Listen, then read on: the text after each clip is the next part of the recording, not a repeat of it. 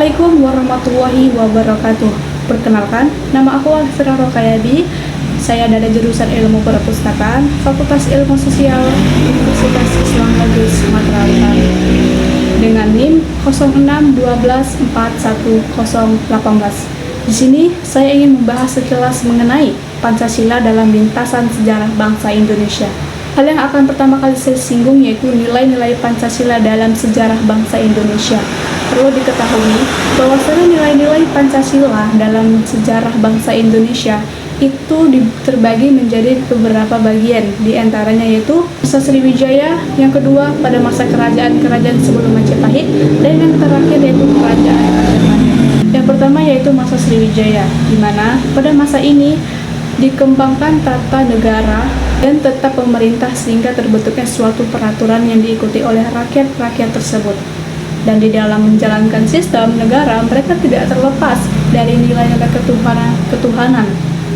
Selanjutnya, yaitu masa-masa kerajaan sebelum Majapahit, di mana pada masa ini sudah dikembangkan nilai-nilai toleransi beragama dan sikap humanisme dalam pergaulan umat manusia. Dan yang terakhir yaitu kerajaan Majapahit, di mana di dalam buku Sutasoma ditemukan slogan Persatuan Nasional, yaitu Bhinneka Tunggal Ika, yang melambangkan bahwasannya bangsa dan negara Indonesia itu tersusun dari beberapa unsur. Yang pertama, rakyat, suku, adat, dan golongan kebudayaan dan agama.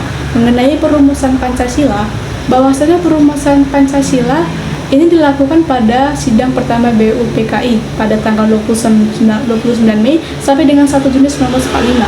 Selama 4 hari berturut-turut, ini para tokoh-tokoh menyampaikan usulnya mengenai BPUPKI, bahwasannya BPUPKI ini didirikan oleh pemerintahan kedudukan Jepang pada tanggal 29 April 1945 yang beranggota 60 orang dan diketuai oleh Dr. Rajiman Windainingrat bersama dua ketua muda yaitu Raden Panji Suroso dan Ichibang Rase, yaitu orang Jepang BPUPKI. Ini dilantik oleh Letnan Kinchi Harada, yaitu Panglima Tentara ke-16 Jepang pada tanggal 28 Mei 1945 di Jakarta. Sehari setelah itu dilakukanlah sidang pertama BPUPKI, yaitu sidang itu pada tanggal 29 Mei 1945 yang memiliki materi pokok pembicaraan yaitu calon dasar negara.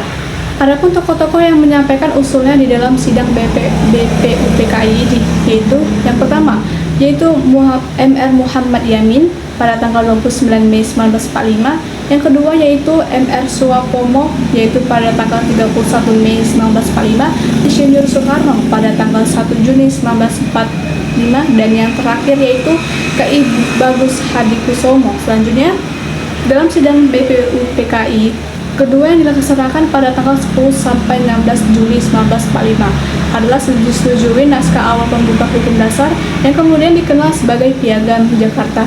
Adapun keputusan penting lainnya diantaranya yaitu dari 64 suara terdapat beberapa orang yang tidak hadir dan yang pro republik sebanyak 55 orang, yang diminta kerajaan sebanyak 6 orang, atau dibentuk lain dan berlaku banyak 1 orang. Selanjutnya pada tanggal 11 Juli 1945, keputusan penting lainnya ialah mengenai luas wilayah negara.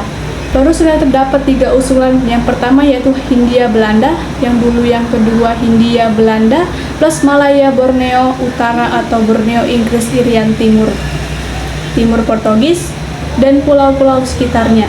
Dan yang ketiga yaitu Hindia Belanda plus Malaya kecuali Irian Barat. Selanjutnya pada tanggal 14 Juli 1945, Badan Penyelidik bersidang lagi dan panitia perancang undang-undang dasar melaporkan hasil pertemuannya, di mana susunan undang-undang dasar yang diusulkan terdiri dari 3 bagian. Yang pertama yaitu pernyataan Indonesia Merdeka yang berupa dakwaan atas penjajah dari Belanda. Yang kedua yaitu pembukaan yang di dalamnya terdapat dasar negara Indonesia.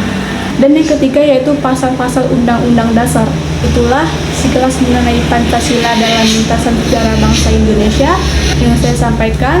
Lebih dan kurangnya saya mohon maaf. Assalamualaikum warahmatullahi wabarakatuh.